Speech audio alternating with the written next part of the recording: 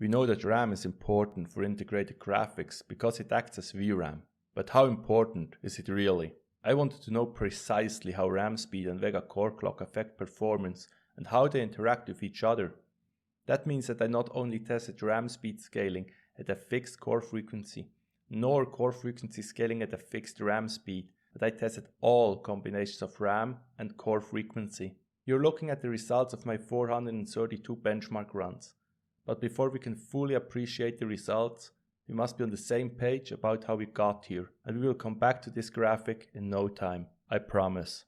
I tested 4 Vega core clocks, 1900, 2100, 2300 and 2500 MHz. 1900 MHz is a stock frequency, 2100 MHz is a mild overclock, 2300 MHz is an overclock a lot of chips will be able to handle, and 2500 MHz may be unstable on a lot of chips. I paired each Vega core clock with 6 different RAM speeds, 2133, 2666, 3200, 3600, 4000 and 4600 megatransfers per second. 2133 megatransfers per second is the DDR4 base speed, 3200 is the AMD in-spec speed, and 3200 to 4000 megatransfers per second is the range of the most commonly available RAM kits. 4600 megatransfers per second is madness.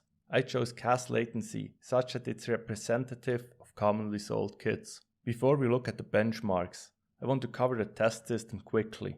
I ran the 5600G on a Gigabyte B550 ITX motherboard using the latest BIOS.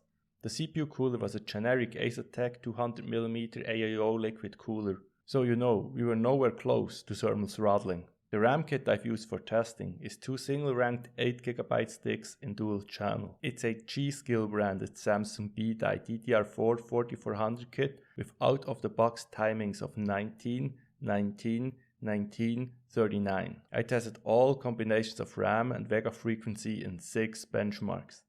5 are games: Shadow of the Tomb Raider, Metro Exodus, Tomb Raider 2013, Middle-earth: Shadow of War, Assassin's Creed Odyssey, and the 6th is the Geekbench Vulkan compute benchmark. I ran each of these benchmarks 3 times to catch outliers. Of course, I wanted all the benchmarks to be GPU limited, but I didn't crank the settings too hard not to introduce inaccuracies based on rounding errors and insufficient sample size. So, that's where we get the 432 runs from. 6 RAM speeds times 4 core frequencies is 24. I tested 6 benchmarks with 3 runs per combination, 18 runs per combination of RAM and core frequency. 18 times 24 is 432. I want to show you the actual scores for each benchmark. Later we'll only look at the relative performance to the stock configuration.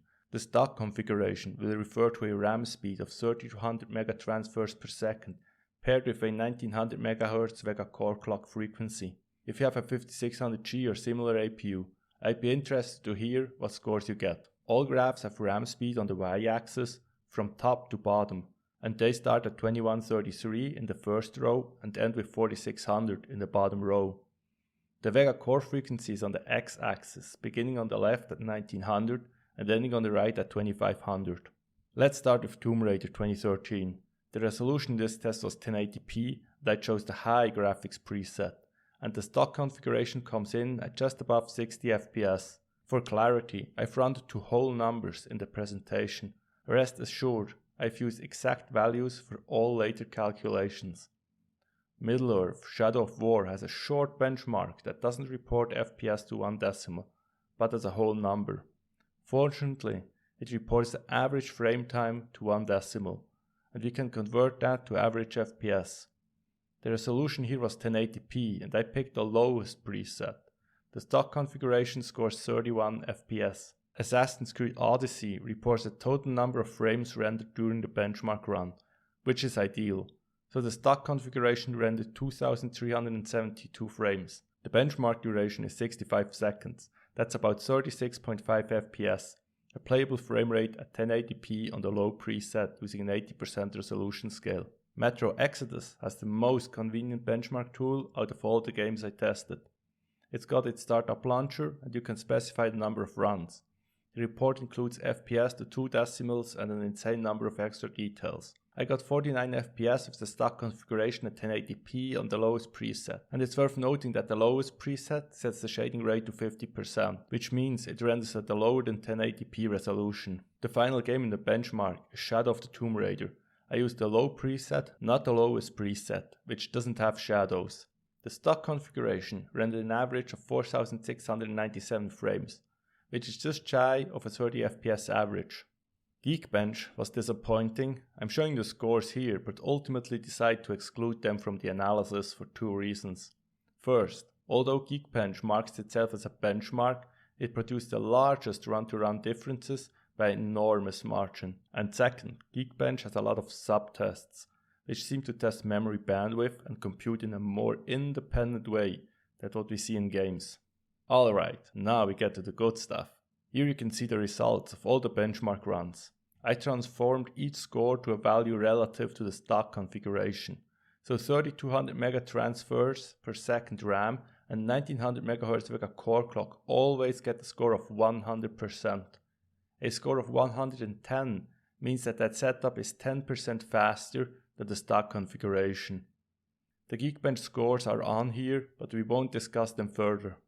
The scaling differs slightly from game to game, and that's what I expected and why I tested older and newer games.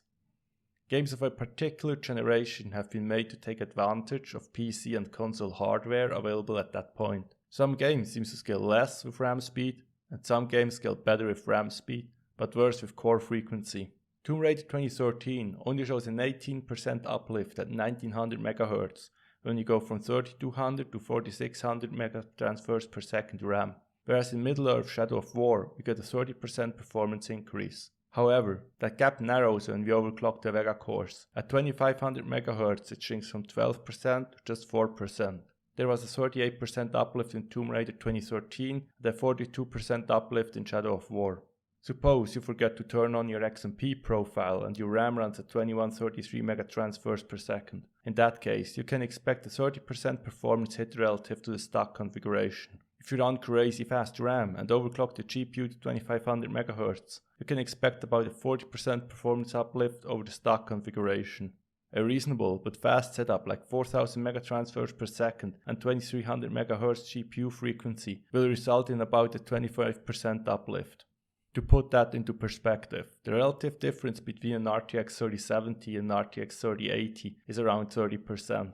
While studying this graphic, you may notice that something is going on here that's extremely interesting. Here's a hint.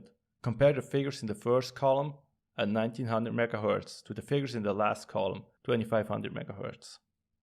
Maybe you've noticed something different from what I did, but here's what I observed. The difference grows from top to bottom.